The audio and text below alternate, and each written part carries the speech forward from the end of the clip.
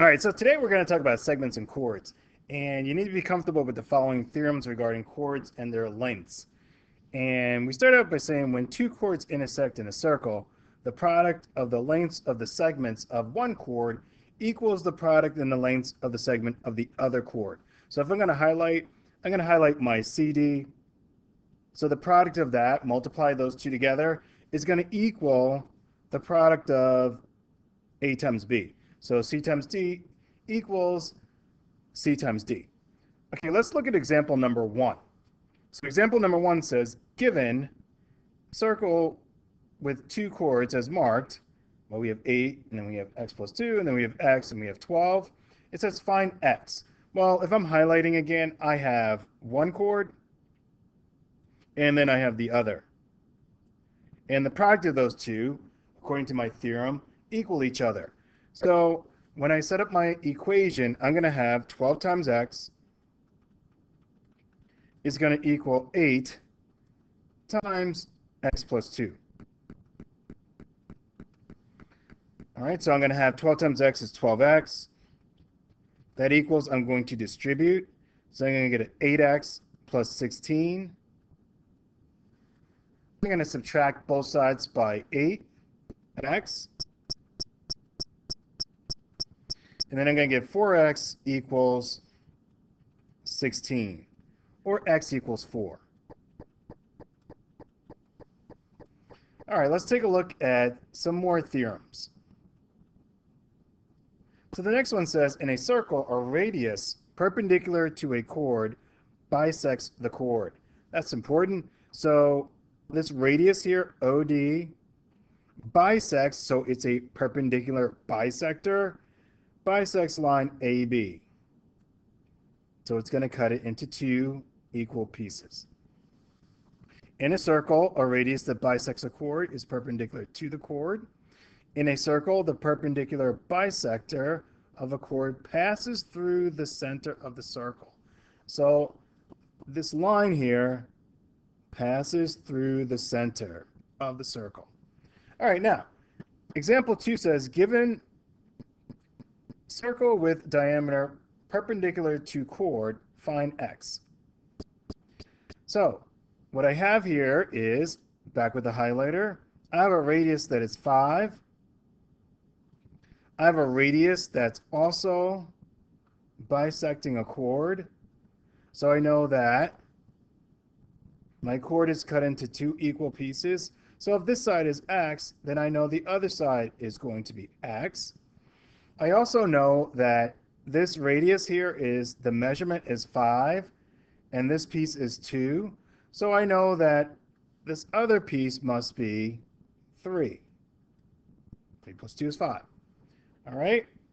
So I know that this piece here is going to be 8. So I can set up using my new theorems and old. I know that my equation, I'm looking for x. I have x times x is going to equal 8, that full amount, times 2, the two pieces, because I know that those two products are equal to each other. All right, x times x is x squared, and then 8 times 2 is 16. Well, I'm going to find the square root, and this really equals plus minus, and x equals plus minus 4. Well, it doesn't make sense that it's going to be negative 4 because it's a measurement. So really x equals 4. All right, let's look at some more.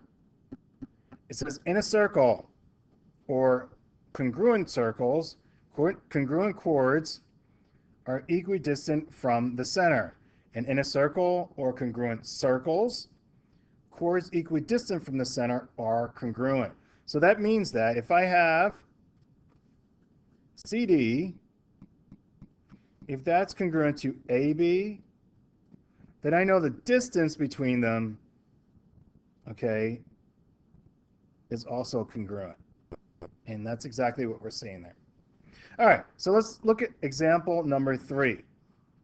So example number 3 says, given circle O, my center, CD is 16, AB is 16, OB is 10, and marked perpendiculars. So find OF. So I'm looking for OF. And I can mark up, well, it says AB is 16. All right, AB is 16. I know that this is perpendicular to it. So I know that this is going to be 8 and 8. And I know that the other side, also that radius is perpendicular to the chord. So I know that it cuts it in half. It's perpendicular bisector. Just learned that. So those two sides are also going to be 8 and 8. All right. Let's see, what else do I know? I know that this distance here is given to me. OB is 10. All right. Again, this radius is perpendicular to the chord. So I'm looking for OF. All right. OF is X. Now, what do I know? I just learned that the distance, let's get the highlighter out. The distance to these are congruent chords. The distance is going to be equal for both. So, OE equals OF. So if I find OE, then I found OF. So if I look closely, I have a right triangle. I have one side of the triangle, the distance is 8. I have the other side is 10, which is my hypotenuse. And I have OE that is missing, or X. So I can use Pythagorean theorem. So I'm going to set up, well, I'm going to call that X. So I can set up X squared, because it's A squared plus B squared equals C squared. Well, I'm going to set up X squared plus 8 squared equals my hypotenuse of 10 squared. I have X squared plus 64 equals 100. I'm going to subtract 64 to both sides. I have X squared equals 36. I'm going to square root. I know it's plus minus, but the minus doesn't make sense here because it's a distance. So X equals 6. So if OE equals 6, then I know that distance is congruent or equidistant from the center. So OF is also 6. All right. So what I want you to do, is more. So the last one is, in a circle, parallel lines intercept congruent arcs. And this one's pretty straightforward. So if I have these two lines, if I have AB is parallel to, let's use a different color. If I have AB being parallel to CD, then the arcs that they intercept are going to be congruent. So that means that arc AC is congruent to arc BD. So if I look at example 4, given circle with indicated center and marked parallels, find X. Well, these two lines are parallel because it's already marked. Then I know that these two arcs that they intercept are congruent. Now, if I'm looking carefully, which I should be, that's a central angle. All right, so I know that a central angle intercepts, all right, the arc that it intercepts is congruent. So if this is 40 degrees, the central angle, then I know the arc is 40 degrees. Since I know I have parallel lines and they're both intercepted the same arc, then I know the other side is also 40 degrees. So I'm looking for X, the missing piece. Well, this is pretty straightforward.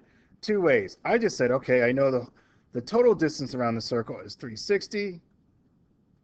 That's going to be minus the 40, 160, 40, 240. So my answer is 120 degrees. Or you can set up X plus 40 plus 40 plus 160 equals 360 and solve for x. Either way works. So what I want you to do is I want you to apply what you've learned and solve the following problems. And then what we will do is discuss them in class, and we will see you then. Remember, go Cats, go Knights.